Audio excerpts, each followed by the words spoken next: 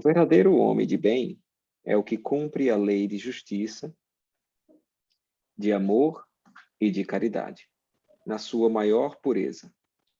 Se ele interroga a consciência sobre seus próprios atos, a si mesmo perguntará se violou essa lei, se não praticou o mal, se fez todo o bem que podia, se desprezou voluntariamente alguma ocasião de ser útil, se ninguém tem qualquer queixa dele. Enfim, se fez a outra em tudo o que desejara lhe fizessem. Deposita fé em Deus, na sua bondade, na sua justiça e na sua sabedoria. Sabe que sem a sua permissão nada acontece e se lhe submete à vontade de todas as coisas. Tem fé no futuro, razão porque coloca os bens espirituais acima dos bens temporais. Sabe que todas as vicissitudes da vida, todas as dores, todas as decepções, são provas ou expiações e as aceita sem murmurar. Possuído do sentimento de caridade e de amor ao próximo, faz o bem pelo bem, sem esperar paga alguma. Retribui o mal com o bem, toma a defesa do fraco contra o forte e sacrifica sempre seus interesses à justiça. Encontra satisfação nos benefícios que espalha, nos serviços que presta, no fazer ditosos os outros, nas lágrimas que enxuga, nas consolações que prodigaliza aos outros. Seu primeiro impulso é para pensar nos outros, antes de pensar em si. É para cuidar dos interesses dos outros, antes do seu próprio interesse. E aí eu deixo aí, esse texto vai algumas páginas ainda,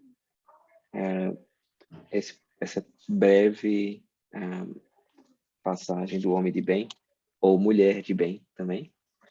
E aí vamos fazer nossa oração inicial.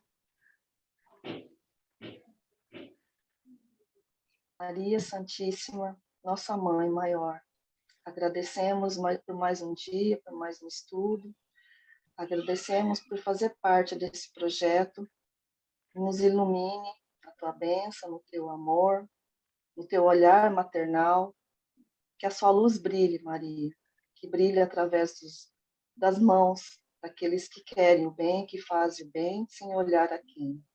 Obrigada, Mãe Santíssima, por nos iluminar. Agradecemos também ao seu Vandir, a dona Maria Cláudia Martins, a doutora Cristina, o doutor Ricardo de Menezes, o doutor Fernandes, a toda a equipe espiritual por nos orientar e nos iluminar sempre. Que assim seja, graças a Deus. Amém. Amém. Boa noite, Anas. Oi, Ana. Ana Bom Rita, Ana dia. Corinda, Sâmela. Boa noite. Que castigo! 2 meses sem ter um dia de quarta-feira livre. Incrível! Mas chegou, e muito bem pelo estudo lá. Eu vi todo o material, Aleluia. maravilhoso. Então vamos lá, né, pessoal? Bom dia a iniciar todos. nossa aula. Vamos iniciar nossa aulinha. O nosso tema de hoje é a aula 84, seu Vandir. Atuação do eletromagnetismo nos animais e nos seres humanos. Eu deixo aí para quem tiver a primeira pergunta. Posso? Por favor. Deixa eu procurar o seu Vandir aqui, que eu tenho que olhar para ele para perguntar. Eu vou botar ele como spotlight, que aí fica todo mundo focado nele. Pronto. Seu Vandir, assim, a gente ouviu falar sobre a eutanásia nos animais, né? A doutora Cristina falou que não se deve fazer. Mas, assim, se acontece de eles passarem pela eutanásia, qual o tratamento que acontece depois no plano espiritual, com os veterinários espirituais? Eles têm problemas após a eutanásia? No caso da eutanásia em animais, o que a gente mais percebe nos donos, após a morte desses animais, é um estado de consciência de culpa, né? Então, esse sentimento de culpa muitas vezes vai atrapalhar seu estado emocional. O animal em si, ele não sabe definir isso, né? Mas existe hoje alternativa. Antes, tinha um cavalo, ele tivesse uma fratura na pata, ele era sacrificado, né? Hoje a gente sabe que isso não se faz, né? Então, existe prótese para se colocar e salvar a vida daquele animal, né? Então, isso é o avanço da medicina veterinária. É como a médica fala, ela diz, olha, aquele animal conviveu com você, entendeu? Formou um vínculo de uma relação, né, de um animal para um ser humano. Você vai e sacrifica. Então, é muito complicado, né? Então, os espíritos superiores, na verdade, eles não aceitam a eutanásia humana nem a eutanásia nos animais. Pelo esse vínculo, né, que conviveram dentro do mesmo lar. Aí você diz, não, mas o animal, ele está sofrendo essa coisa toda. Então, no momento da morte, todos nós também sofremos, né? É a lei da matéria nos castigando, entendeu? E por isso eu vou pedir para morrer. Não, eu não estou. Ninguém quer morrer, né? Ninguém quer morrer. Os animais lutam, né, pela sua sobrevivência quando eles são caçados. E de repente, dentro de um lar, aquele animal que está com tumor, porque aquele tumor não tem cura, e de repente tem que levar ele ao sacrifício. Então, os espíritos superiores fazem várias colocações a respeito desse sentimento que você tinha e no momento da morte do animal você despreza, né? Eu teria uma pergunta do início, Chico, posso? Pode, por favor. Então, já na primeira página do nosso estudo, tem falando, né, que os animais eles não sabem distinguirem a vida nem a morte, que quando eles desencarnam, eles não sabem desse estado de morte deles, ok? Até ali eu entendi. Aí, quando fala que ele pode até estar perto do dono, e ele pensa, quando ele está olhando para esse dono dele, ele pensa que não sabe se ele está vendo o dono, se está encarnado ou desencarnado, mas essa coisa que quando ele está perto do dono, ele está vendo esse dono dele. Tem assim na apostila, ou eu não consegui pedir doutor Pietro para me esclarecer essa parte, porque ao mesmo tempo que fala que eles não veem espírito, mas sim sente a vibração desse espírito, aqui nessa frase eu entendi que ele vê esse dono dele. Não sabe se... Ele não sabe do estado dele, mas ele vê o dono. Alguém entendeu dessa maneira? Dessa maneira, porque ele vê, mas o dono não interage com ele, né? Para ele é meio estranho. É por isso que existe a ciência veterinária do outro lado e socorrista nessa área para recolher esses animais. Então, vocês já ouviram alguns vídeos em televisão de pessoas que desencarnaram e o animal foi para o velório, entendeu? Então, por que ele foi pelo velório? Ele foi pelo olfato. O olfato dele desperta o sentimento que ele tinha pela pessoa que desencarnou, entendeu? Então, claro que ele vai sentir a ação fluídica de um velório. Existem animais que ele chora. A ação fluídica, ele tem essa percepção. Mas ele não sabe definir, na realidade, se esse dono, né, que está ali no velório, esse sentimento que nós temos de perda, ele não vai ter. Ele apenas está captando o sentimento de perdas humanas. Então, essas perdas humanas que estão ali, todas as pessoas pensando num familiar que partiu, essa ação fluídica é muito depressiva. Então, o animal, ele sente essa ação. Quando ele sente, ele fica triste, ele às vezes chora, tá entendendo? E as pessoas assim, olha, esse animal tem sentimento humano. Não, é a atmosfera fluídica que foi criada no ambiente. E alguns casos que percebemos do animal ir para o cemitério, na hora do sepultamento, essa coisa toda, ele vai mais pelo olfato, né? As roupas, o cheiro do dono, tudo isso está contido nele. Então, se está contido nele, mesmo havendo sepultamento, ele vai querer estar ali, né? Mas se de repente você tirar daquele túmulo, né, roupas, objetos, tirar tudo que tem e não deixar nenhum sinal ali do que era do dono, tenha certeza que ele não fica mais ali, ele vai embora, porque esse vínculo do olfato dele com a roupa do dono, essa coisa toda, deixa de existir.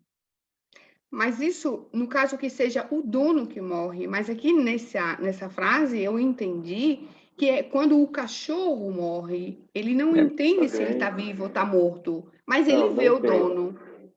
Ele vê o dono, Então, se mas ele ele vê o não dono, sabe. ele está morto vê o dono.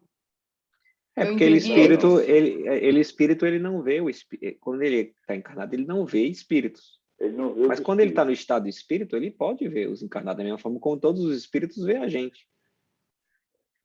Certo? No caso Então, do ele é um cachorro, médium? Não, não. ele está no estado espiritual. Ele está como desencarnado agora. Ok. Agora, quando ele está encarnado, ele não vê os espíritos. Para ele ver os espíritos, ele precisaria de um médio de efeito físico. Esse médio de efeito físico ia causar aí um estado de materialização. Então, esse estado de materialização, na realidade, a gente ia ver o espírito como se ele estivesse vivo. Então, claro que esse animal encarnado ia perceber que era o dono dele. Mas depois que o médio de efeito físico saísse do local, esse processo de materialização não existe mais. Então, o animal encarnado passa a não ver mais o dono. Aí, desculpa. Aí, Silvandinha, a doutora Cristina também fala, a Ana Rita estava falando sobre isso. Aí ela falou também, a doutora Cristina fala, que se o médico for médico sonambúlico, ele vê, né, o espírito do animal. O senhor já passou por isso? Olha, eu não tive essa experiência ainda. Eu já vi espíritos em forma de animais, mas animais mesmo eu nunca vi, não. Eu não tive essa experiência ainda. Eu acredito que isso vai muito por alguns estados de sonambulismo, está entendendo? Então, existe sonâmbula posição dele, né? Já existem outros que não têm. Tudo isso é uma predisposição. É a mesma coisa do médico de cura. Tem médico de cura que ele realiza uma cura neurológica espetacular, né? Mas uma ferida ele não consegue cicatrizar. Então, não é porque ele é médico de cura que ele vai curar tudo, né? A mediunidade dele é específica em algumas patologias e outras não. Obrigada, minha gente. Para mim, ele estava tão difícil, tão fácil. Ele morto, ele vê. Ele só não entra em comunicação, mas ele vê. E eu estava perdida. Tive que fazer uma oração para entender e não conseguia. Manda usar para mim que a gente tira dúvida. Cíntia, a tua outra pergunta anterior ficou esclarecida, a gente não te questionou sobre isso. Eu fiquei um pouco mais em dúvida, mas... Não fique não, essa é a oportunidade. A primeira pergunta que eu fiz? Foi, você ficou esclarecida ou ficou mais em dúvida? Eu fiquei ainda em dúvida, porque eu queria saber se eles têm o tratamento, né? Se depois da eutanásia, se eles passam por um tratamento no plano espiritual ainda, né? Já que o dono ainda ele sente aquilo. É interessante que escutamos uma palestra do Dr. Bezerra de Menezes, do mundo espiritual, e ele falava sobre veterinário do mundo espiritual, e ele dizia que na África, né, existe uma grande equipe de médicos veterinários para cuidar daqueles animais que são sacrificados, que são devorados um pelo outro, né? E eles dizem que ali existem hospitais específicos para isso, para cuidar desses animais. Então, claro que é uma morte violenta, né? Mas é a lei da sobrevivência. Mas, mesmo assim, a espiritualidade superior não deixa desamparados, entendeu? Acolhe a todos eles. No caso da eutanásia, a mesma coisa. Esse animal ele não vai partir com trauma, porque, na realidade, né, trauma temos nós, porque somos seres racionais, entendeu? Quando a gente percebe que existe o trauma de maus tratos nesses animais, aí é diferenciado da questão da eutanásia, porque esse animal ele é agredido, entendeu? Ele é xingado, e essas energias humanas, elas são captadas pelo animal. Esse animal sabe que ele está rejeitado porque essas energias são a emissão do próprio dono sobre ele. Então, sendo a emissão, ele sente tudo isso. Vamos dizer que esse animal aí morra de uma doença, está entendendo? Ele leva essa capacidade energética depressiva do dono para o mundo espiritual. aí ele precisa de tratamento. Ah, entendi. Gente, desculpa, depois é a última. Quando esse animal, como no caso da Cíntia, que ela disse que ele morre dessa eutanásia, ou então, como o senhor Andy falou, porque para um se alimentar do outro, então esse animal, ele morre e tem fluidos vitais. No nosso caso, nas aulas de QTMR, existe a equipe médica que tem aparelhos onde retira esse fluido vital dos plexos do humano. A mesma coisa acontece também, mesmo eles têm esse fluido vital nos pontos de fixações, como acontece essa retirada desse fluido e tal? É interessante. Nós temos maior dificuldade desencarnada que os animais, né? Porque nós somos uma complexidade energética, né? De apegos, de defeitos, né? Então, isso tudo é uma complexidade energética muito complexa. O animal não tem nada disso. Então, a facilidade dele partir é bem maior do que a nossa, né? Mesmo após a morte, eu já vi alguns espíritos, né, em estado de rigidez catavérica. Mas a gente não vê esses animais nesse estado de rigidez catavérica pós-morte. O que é que acontece com esses espíritos? Eles não conseguiram sair do corpo e ficaram presos às origens das fases pós-morte. Então, isso dá um trabalho enorme às equipes superiores. Porque a gente sabe que o perispírito periférico ele se desloca primeiro para puxar o nosso espírito. E no caso nosso, o que acontece? Nós não queremos sair. E muitas vezes, por algumas forças lá de apego, nós atraímos o periférico de volta, achando que vai sobreviver. Então, aí está o problema. Porque ficamos presos. E na medida que nós ficamos presos, os estados pós-morte, rigidez catavérica, aí vem outro estado ali de decomposição, o espírito vai acompanhar tudo isso preso ao corpo. Não é o caso do animal, entendeu? Então, o animal está pegado ao quê? A nada. Então, a maior dificuldade com relação à morte é dos seres humanos, não é do reino animal. Certo. Obrigada. Eu posso fazer? Pode fazer, faça. Desculpa, Francisco. Não. Seu Francisco, não. Ai, você pode... eu não sei se algumas pessoas já devem ter perguntado, né? Mas eu não lembro. São tantas informações. Assim, quando a mulher está grávida, né? O cachorrinho vem na barriga, o gatinho. Qual seria o motivo? São energias do bebê para o animal? Olha, se for um gato e a criança tiver a contaminação que nós chamamos contaminação de vírus amniótico, ele consegue tirar. Ele consegue tirar porque o gato ele é um animal que ele tem milhões e milhões de pontos de fixação. Ele é mais resistente à doença e resistente à morte. Então, isso quer dizer que na chuva negra, quando a gente observa que os gatos aqui de rua, no Brasil, começaram a pegar uma doença mortal, é preocupante. É preocupante porque quando a imunidade do gato cai, significa que a nossa está em decadência geral.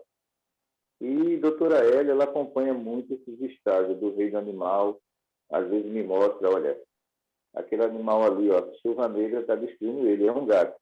Então, se é um gato, vocês estão perdidos.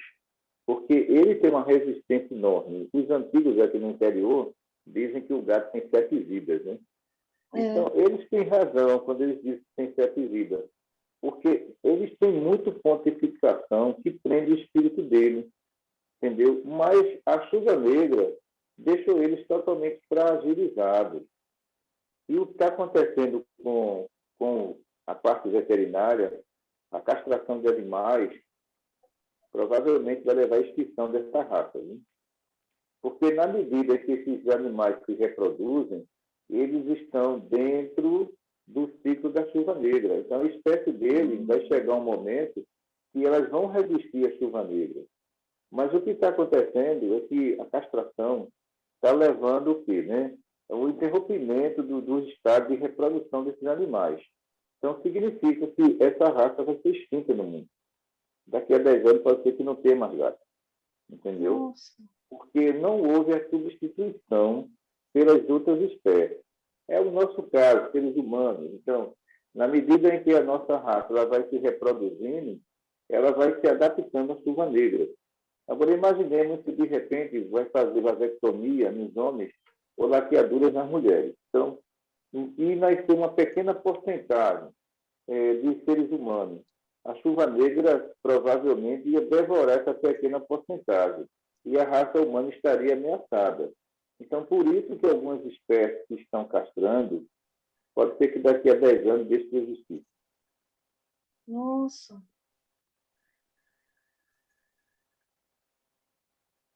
Estava digitando aqui uma terceira pergunta, seu Vandir, mas eu vou começar a minha primeira ali, que é interessante, vai fazer uma sequência boa com o que você estava falando aí dos dos pontos de fixação. A doutora Cristina fala ali numa parte na aula de quando uma pessoa for abraçar um outro ser humano, tiver uma carga de raiva, alguma coisa assim, que possa possivelmente contaminar o plexo cardíaco de outra pessoa, aquele plexo vai reter aquela energia, mas vai trabalhar e vai conseguir eliminar. Porém, os animais não têm plexos, né? Eles têm pontos de fixação. E a doutora Cristina falou ali que quando o animal é abraçado por essa pessoa que está com essa carga, pode eliminar esse ponto de fixação, ficando somente, mas ela volta aqui, as funções espirituais são eliminadas, né? Ficando somente as funções orgânicas. Isso significa que a partir do momento que ele soltar o animal pode morrer, entendeu? Daquele abraço, ou essa fixação ela pode retornar. Não volta, porque nós temos os plexos que para distribuição. Nos pontos de fixação, ele recebe um choque generalizado. Nós podemos receber um choque, mas ele é distribuído. Nós temos os plexos para a gente entender que Deus foi fantástico, né? Porque se ele colocasse ponto de fixação em Chico e Vandir, quando a gente recebesse um abraço de um crocodilo, adeus. Então, nós seríamos eliminados pelo estado vibratório humano. Então, você imagina o número de mortes de pessoas que se odeiam, né? Não precisava de arma, né? Só precisava de um pensamentozinho que rompia e ia embora. Então, por isso que eu acredito que a engenharia divina ela foi espetacular, porque criou nos animais os pontos, né, de fixação. Esses animais, na verdade, eles não têm essa resistência como nós temos. E se eu tiver uma carga eletromagnética muito pesada, negativa, e eu pegar um animal desse e colocar próximo, né, no abdômen, abraçar esse animal com essa carga de ódio, quando eu soltar, ele vai ter problema. Então, qual é o problema, né? Então, os pontos que prendem o espírito dele é como se fosse luz LED. Todos eles se queimam, essas conexões. Então, daqui a alguns minutos, esses animais vão ter convulsão, diarreia e morte. Então, não é um ponto apenas, são vários pontos, entendi. São vários, são milhões de pontos. Sim, entendi. E aí, vamos voltar um pouquinho na pergunta anterior que a Cíntia fez, porque a Samela fez um ali que conecta ali com o acontecimento dela. Você quer fazer, Samela? Boa noite, pessoal. Boa noite. Quando eu estava grávida, que eu estava no Brasil ainda, né? Eu tinha um cachorro aí e aí ele se afastou completamente de mim. Aí eu comecei a achar estranho e logo depois eu descobri que eu estava grávida, né? E o que pode ser isso, Andy? Isso devido à energia que gera, né? O feto?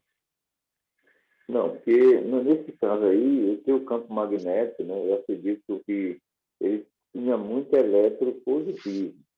E o animal é incompatível com esse estudo também, viu? Porque dá choque. Então, tem gato que ele olha para você e se arrepia todinho, por dois motivos. Ou é negativo ou é positivo. E no estado gestacional, acreditamos que a proteção dos de guarda com relação ao feto, essa coisa toda, o o animal sentiu alguma coisa que estava lhe incomodando. E o eletronegativo, ele dá choque, o positivo também dá choque.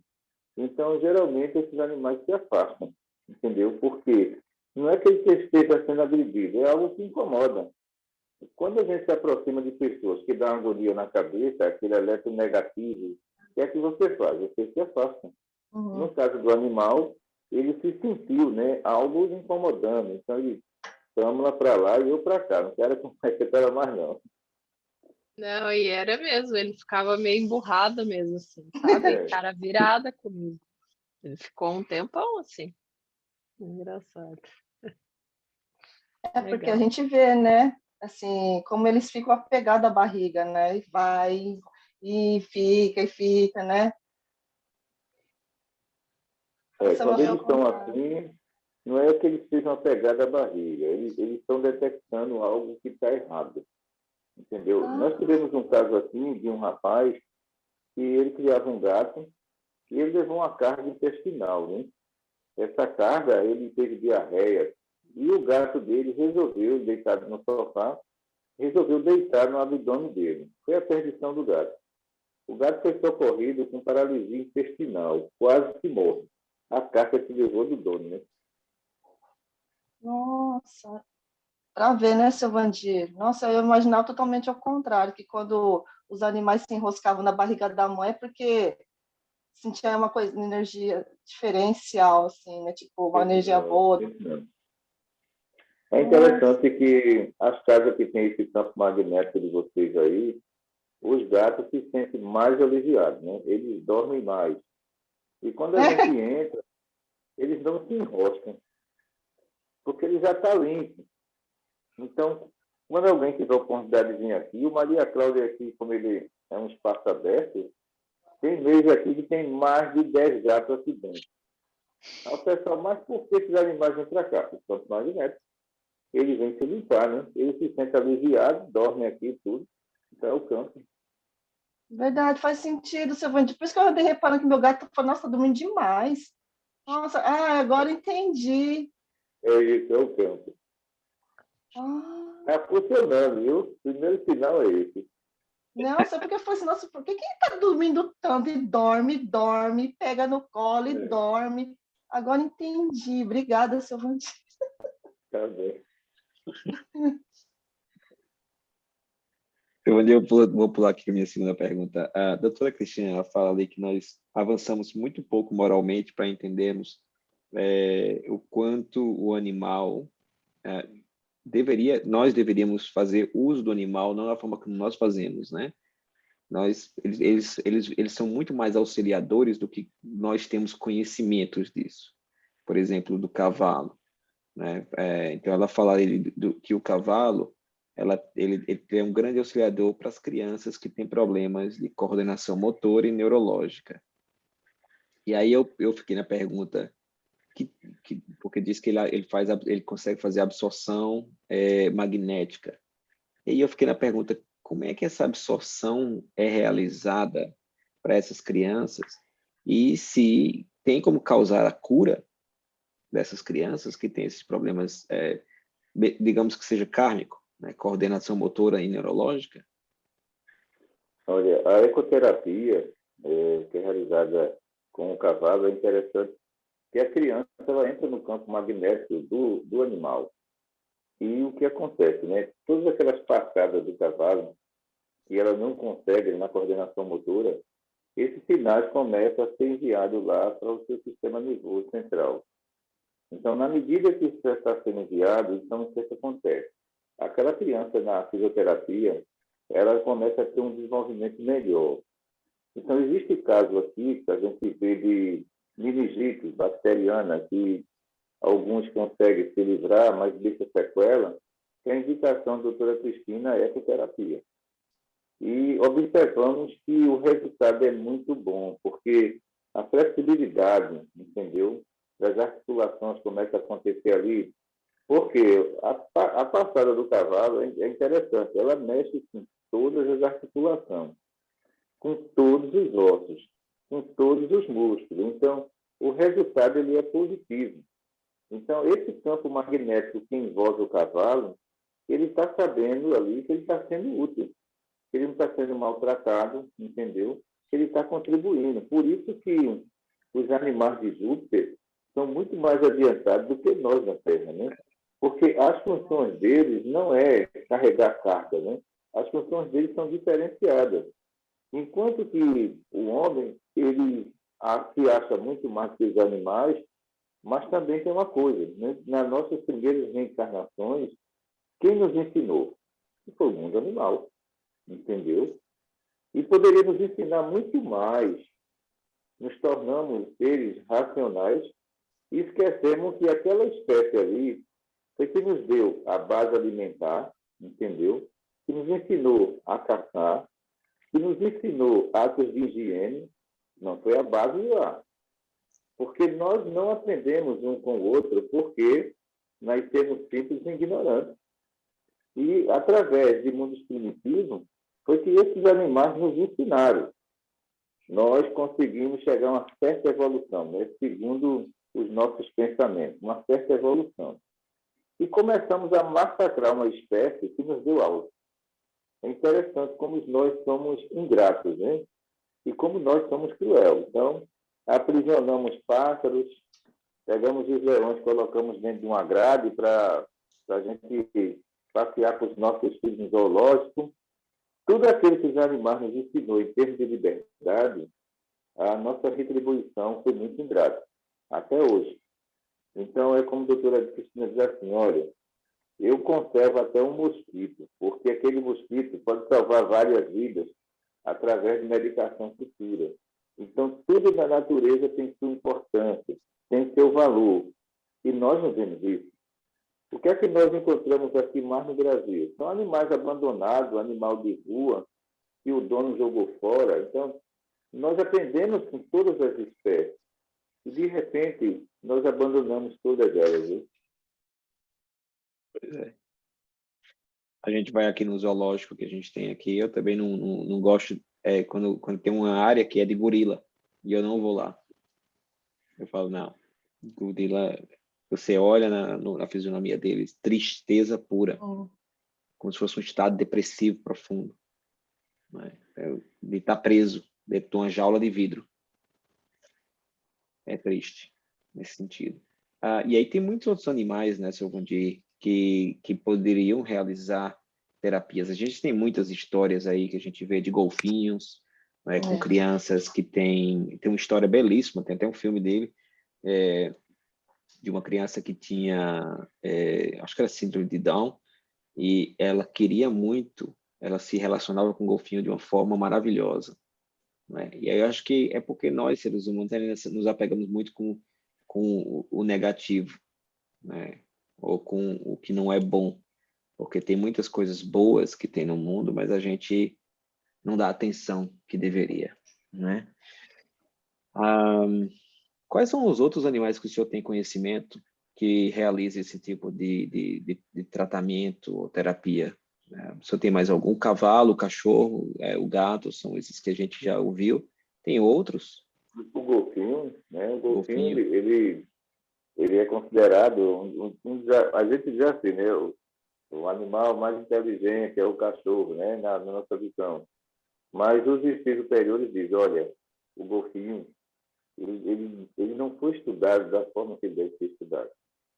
Então, quem dita regra nos oceanos é ele. Cardumes inteiros ele pode guiar os sinais eletromagnéticos que ele possui, entendeu? A relação dele com o ser humano, ele sempre procura uma relação de aproximação, entendeu? E as pessoas utilizam isso de uma forma caprichosa.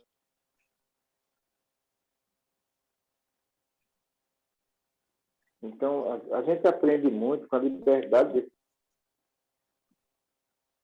desses festivais, de lá, gorilas, né? Ancestrais nossos, presos. Você imagina o que nós fizemos, né? Com eles, né? E a própria tristeza dele ali, porque eles são animais que nós deixamos reflexos emocionais dele. Sim. Como ele deixou também reflexos, que podemos dizer assim, de violência em algumas espécies, né? Nós falamos de algumas espécies humanas que não conseguiram evoluir. Então, isso foi uma troca de sentimentos.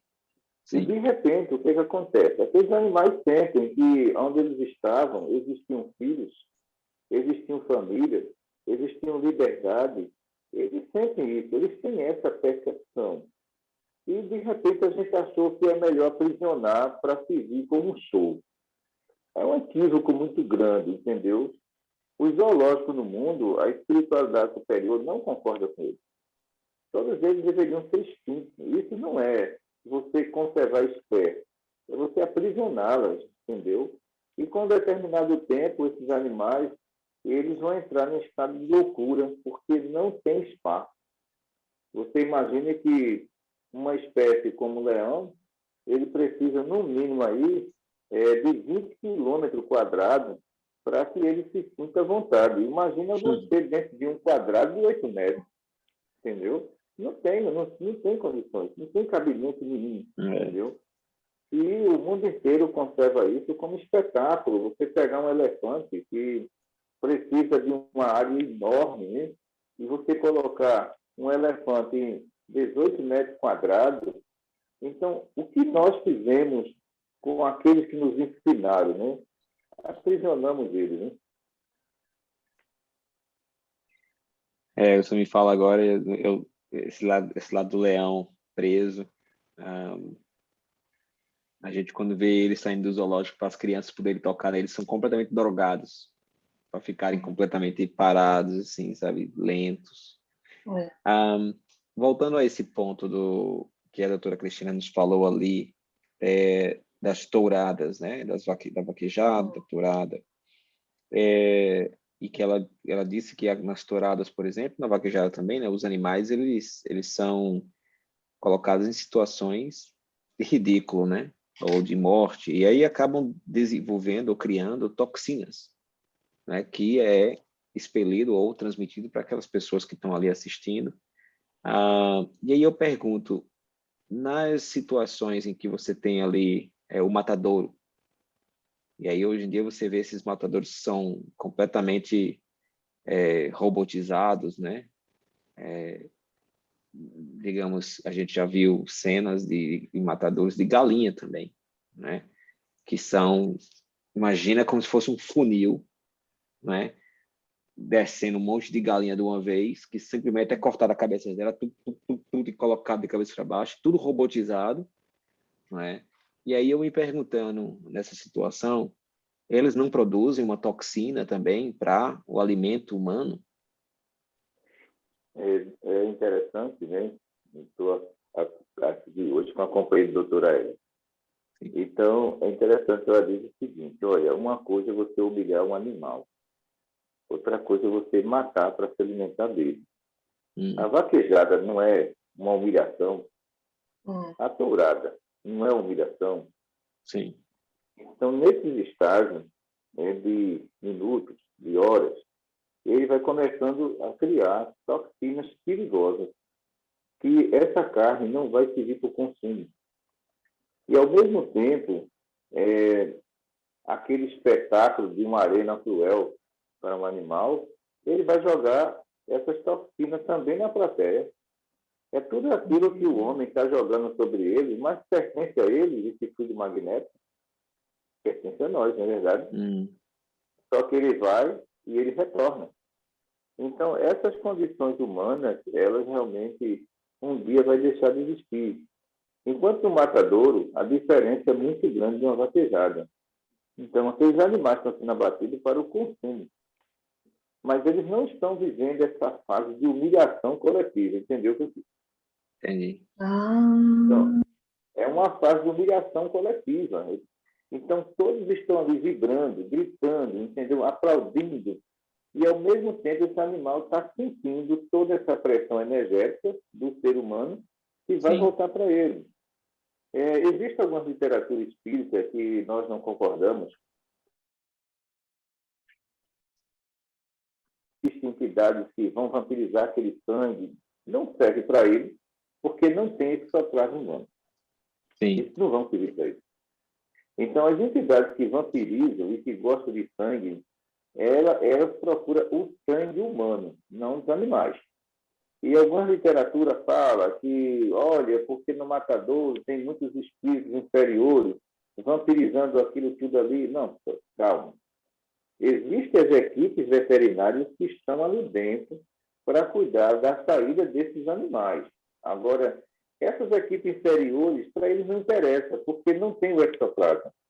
Não tem o eletromagnetismo dioide do ser humano, está entendendo? Não tem. É muito diferenciado do que falam na literatura espírita. Sim. Entendi. Ainda nesse ponto aí, seu Vandir, os muçulmanos, né, o pessoal dos árabes, eles têm um costume de quando vão matar um animal para consumir a carne, antes de matar, eles fazem orações. Eles fazem as orações e aí matam o animal, agradecendo a Deus pelo alimento, pela carne. E isso é uma tradição que eles têm desde a época antiga, né? Então, assim, você vê que eles desenvolveram o lado, eles mantiveram um lado, digamos assim, religioso dentro da matança do animal, mas, por outro lado, eles reduzem o valor feminino no mundo, né?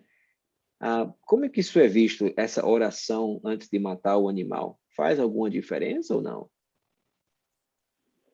Faz, porque eles exigem, né, comprar carne de outros países, desde que tenha esse ritual. Se não tiver esse ritual, eles não querem, entendeu? Sim. Faz sentido porque você está transmitindo para o animal aquilo que você vai se alimentar dele, não é isso? Da mesma forma que você, na vaquejada, está jogando todas as suas toxinas que vai voltar para você, não é verdade? Outras condições que nós vemos aí na base alimentar, é interessante que um determinado livro espírita, ele diz que nós não poderíamos comer carne de boi, porque estávamos comendo o perispírito do boi. Pelo amor de Deus. Boi com perispírito? Como é que pode, então? Então, isso foi a falta de ciência no movimento espírita. Que a partir do momento em que eu sei que ali tem pontificação, morreu o animal, o espírito sai, dependendo da morte. Se a morte dele foi uma morte por humilhação, um sacrifício que fizeram esse animal para dar a um espírito inferior, onde você jogou seu ectoplasma nele, aí já é diferente, entendeu? Você pode se comprometer. Alguns trabalhos que a gente conhece na área de magia negra, estudados, né, no mundo espiritual, que as pessoas tomam o sangue do animal, ele não só está tomando o sangue do animal. Existe o ectoplasma da entidade trevosa que está ali. Ele está ingerindo aquele ectoplasma aliado ao sangue do animal. Então, essas pessoas, elas vão ter infecções gravíssimas no futuro. Essas pessoas vão ter doença de pele incurável na próxima reencarnação. Porque a ingestão do sangue do animal com seu ectoplasma e o ectoplasma de entidades totalmente infectadas. Isso está num livro do André Luiz, né? Que eu recordo da leitura, em que teve uma pessoa que se suicidou, foi aprisionada por essas entidades, e eles ficavam nessa região de abatimento, de abatedouro de animais. Isso é o que eu me recordo, mas eu não recordo o livro, nem o nome do personagem, já faz muito tempo que eu li isso aí. Eu terminei minhas perguntas. Alguém tem mais alguma dúvida para te fazer? Eu tenho, mas acho que eu vou fazer depois, porque isso aqui fala de uma pessoa. Só não dá o nome da pessoa. Ai, será que... Ou fica no privado. Você pode fazer no privado também. Eu teria. Oi, Você seu Vandir? Deixa para o privado. Acho que é melhor, porque eu acho meio perigoso. Eu teria. Por favor, Aninha. Quando tem um matadouro perto da casa do Mário, que eu não sabia que era na segunda-feira, de porco, e eu estava assim no jardim e sinto gritos um atrás do outro, em tempos de cada 2 minutos, um grito. E eu digo, mas o que é isso? Ele lá tem um matadouro. E eu ficava eu não consegui ficar muito tempo fora. Eu tive que entrar, a gente fechou tudo para eu não conseguir ouvir aquele barulho que me... E eu me pergunto, os outros porcos, eles também escutavam aquele barulho que se eu, a 1 quilômetro, escutava? Esse barulho, essa tensão que cria a equipe espiritual, cuida, porque está sabendo que é para alimentação, eles não estão sendo, como na vaquejada, humilhado, eles estão em um local fechado, e a máquina que mata um por um. Mas no momento dessa morte, eles deixam esse grito. Então, aqueles outros que estão na fila de espera, como é que fica essa carne? Os animais, quando está no livro dos espíritos, os animais têm uma linguagem própria, né, entre eles, entre as espécies. Então, os que estão ali na fila, eles sabem que o grito é de perigo, é desespero. Realmente, eles sentem, né, pelo estado, né, vocal dos outros, que ele vai morrer. Entendeu? Ele sabe. Porque a mesma coisa de uma onça, quando pega um porco selvagem e os outros estão perto. É desespero, é dizer, olha, eu vou morrer, mas vocês fogem para salvar a espécie. Entendeu? É isso que acontece. Então, no matadouro ali, aqueles gritos ali, os outros já estão sabendo que vai pegar a vez deles. Mas eles não têm saída, tá entendendo? Agora, é como eu disse a vocês, é diferente de você pegar um animal como numa vaquejada. Aquilo ali é um absurdo, assim, devia deixar de existir há muito tempo. Uma plateia enorme, entendeu? Um touro indefeso, sem defesa nenhuma, e espadas sendo enfiadas sobre ele. Quer dizer, é uma morte humilhante e que a plateia está recebendo todo o estado vibratório desse animal também, porque do jeito que ele joga, ele devolve. Porque é seu, e o nosso fluido é incompatível, não vai ficar fixo ali, vai retornar. Então, nesse caso aí, Rita, é complicado para a plateia, é complicado para o toureiro, entendeu? E para todas aquelas pessoas que estão envolvidas ali. Porque para a justiça divina, quando retornar para cá, eles vão responder como maus tratam ao animal. Eles não estavam matando para comer, estava para se divertir. A última minha dúvida é que quando fala que os seres irracionais, eles têm um campo magnético reduzido, não, então não produzem esses elementos negativos ou positivos mental. E ligando essa frase com o fluido cósmico universal, que quando cai, que explica bem a parte onde, por que os animais não precisam de passe, porque esse fluido, quando cai, nós, humanos, modificamos através dos nossos pensamentos. E os animais não, então eles recebem o fluido cósmico positivo, então, por causa disso, não tem a necessidade do passe magnético, eles já estão bem. Mas com a chuva negra, se é o nosso pensamento positivo que vai nos ajudar a não sujar muito o nosso perispírito, não?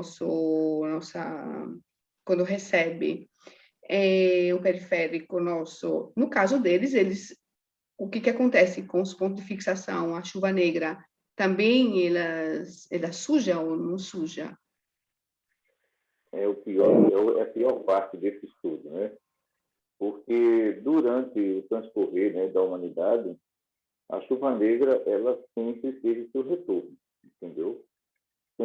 Agora ela é muito mais pior do que em outras épocas. O que acontece com esses animais? A imunidade cai. Eles começam a liberar bactérias, fungos e vírus. Então, isso significa, né, podemos dizer que isso é um estágio da própria natureza para substituição e resistência das outras espécies. Então, nos animais, essa espécie, através da reprodução, eles vão superando a chuva negra e vão deixando de liberar essas energias, porque a gente está falando da questão da castração. Quando acontece a castração, é mais complicado, porque esse animal não vai reproduzir, ele vai viver um grande período sem trazer uma nova espécie e vai liberar mais bactéria ainda. Então, essas bactérias que estão liberadas, o nosso organismo, eles não vão ter resistência para isso. E nós vamos ter pandemias uma atrás da outra. Então, o que a ciência ela tem que trabalhar? Ela tem que trabalhar o reino animal. Ali está toda a transformação da raça humana. Não é a raça humana que vai transformar o planeta, mas os cuidados que devem ser com esses animais. Então, é interessante que aqui no Brasil, eu vejo uma coisa junto com a doutora Hélio, que a gente se preocupa muito, que isso é uma bomba que ainda vai explodir, né? Aqui em termos de epidemia. Existem aqui umas garças no interior do estado que elas se alimentam de carrapatos. Olha só. Então, todo mundo sabe que é o carrapatozinho, né? Então, o que acontece? O carrapato ele tem doenças transmissíveis perigosíssimas para o homem. E o que acontece no interior? Alguns caçadores matam essas garças para se alimentar. Nós temos aí uma bomba atômica para o futuro. Porque o que é que se tem que fazer? As equipes universitárias viajar para o interior, capturar essas garças, fazer o exame de sangue para ver como é que está essa situação. Então, esses animais, por falta de alimento, eles estão comendo o carrapato do gado. Se esse gado estiver contaminado lá, né, com a chamada doença da vaca louca, vai ser que o caçador matou e vai comer. E aí, quem é que vai sustentar essa forma viral ou bacteriana? Então, são coisas que, numa transição, a gente tem que trabalhar muito em pesquisa no reino animal. Caso contrário, vocês terão cidades inteiras extintas, país inteiro extinto. Porque o que eu vejo é preocupante, porque eles adquiriram esse hábito, entendeu? E foram reproduzindo, e as espécies deles dão continuidade a isso. E não perceberam isso ainda. Essa gravidade é muito séria. Quer dizer, uma árvore não pode se alimentar de carrapato. Ela poderia se alimentar do milho, entendeu? Do capim. Mas quando ela pega um animalzinho, um insetozinho lá, que transmite doença grave, nós estamos sobre um risco seríssimo aqui na região do Brasil. Viu? Olha só. E quando o senhor fala vocês, eu já fiquei pensando, para ele, o senhor Vandeu vai desencarnar ou ele está falando por alguém? Ele vai pegando aqui, aí sai meio misturado. Eu sei. É. Ok, pessoal, temos mais algumas perguntas? Não? Ai. Chegamos no nosso momento limite, seu Vandir, 4 minutos. Se o senhor puder fazer a nossa oração, nós agradecemos a sua presença e a de todos que colaboraram com esse estudo. Porque esse estudo de vocês faz um certo tempo que foi repassado, né? E a gente vai pegando aqui informação bem atualizada de novas pesquisas para enriquecer ainda mais as futuras gerações e esse estudo, né? E a preocupação da espiritualidade superior, principalmente aqui no Brasil, é justamente com essas garças que se alimentam de sangue, e outra preocupação são as fezes que são jogadas nos rios e os peixes se alimentando. É outra preocupação de doutora Hélio, né? Doutora Hélio, mas olha, isso vai surgir aí, bactéria mortal, e vocês vão comer esses peixes.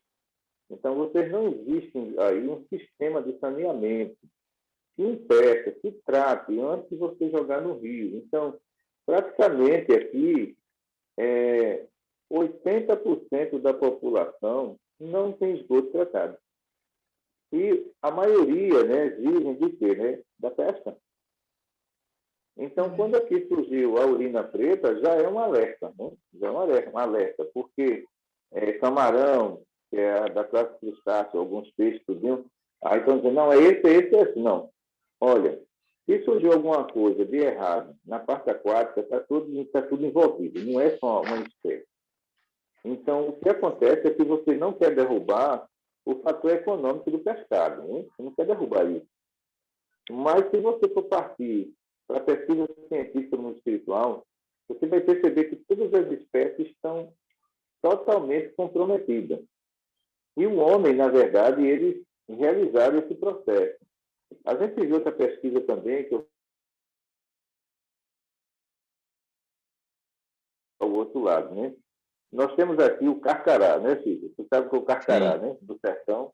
sim, Então, veja como é que fizeram, né? Então, uma determinada universidade resolveu, porque estava havendo, se eu não me engano, aqui na cidade, muito rato, essa coisa toda, e resolveram trazer o carcará em grande quantidade para ocupar aqui a região litoral de Pernambuco. Olha, está tendo uma tragédia. O que é que está acontecendo? O carcará não quer comer rato, está comendo os caranguejos, e não são poucos. eita, Ele está acabando com a espécie de caranguejo.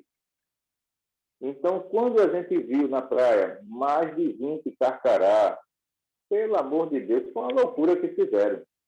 E a maioria deles, né, quando 6 horas da manhã, eles pousam na beira da praia, os caranguejos que estão saindo para reproduzir estão sendo destruídos, alimentados por Nossa, eles. Então, isso quer dizer que o homem mexeu no ecossistema. Se ele mexeu, se tiver mais caranguejos, esses carcará, vamos dizer que já esteja aí com mais de 3 mil, 4 mil na cidade, eles vão se alimentar de alguma outra coisa. sim, Eles não vão passar fome. Então, quando pensaram que o carcará que vinha para cá, ele ia se alimentar de ratos ou cobras da Mata Atlântica, o daqui não, viu? Tirou ele do habitat, não. Ele foi para a facilidade. E a sim. facilidade dele foi o quê, né? Chegar na beira-mar e encontrar caranguejo por tudo que é parte. Então, ele está destruindo uma espécie de caranguejo, né? Que nós chamamos aqui de guarutá, o nome assim. É um caranguejozinho branco. Esse caranguejo está sendo extinto. E as Um caranguejo pessoas da pequenininho que universidade não tem uma crosta muito dura, né? não têm, ele é fácil de ser consumido, É, entendeu? O guaguaurutá, o nome assim científico dele, ele não tem, olha, ele não tem resistência. E quando eles participam os mangues, a complicação é grande, porque a parte litoral praticamente não existe mais não, esse caranguejo não. Eles passam de 6 horas da manhã até 6h30 caçando essa espécie. Então, para a gente entender que cada espécie ela foi desenvolvida para seu habitat, entendeu? Aí outra coisa que nós estamos vendo aqui, né, o chamado peixe-leão, né, o peixe-leão. O peixe-leão invadiu o litoral. O peixe-leão não é do nosso litoral. E é um peixe venenoso. Então, o que acontece? Ele está tomando seu espaço. Então, isso quer dizer que ele vai destruir outras espécies. Então, o que é que está acontecendo nisso tudo, né? Então, os navios que descarregam a água, que chama água de lastro, né? de lastro, água de lastro, que vem de outros países, eles estão trazendo essa espécie.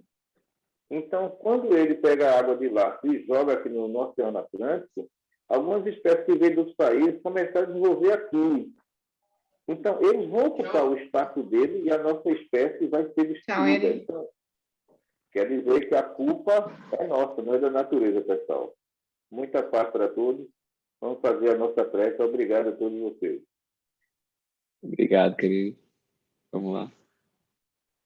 Senhor Jesus, Maria Santíssima, nossa Mãe Maior, só temos a te agradecer e agradecer a todos os mestres espirituais que aqui estão presentes. Em teu nome, damos por encerrado o nosso estudo. Boa noite para todos. Fique com Deus.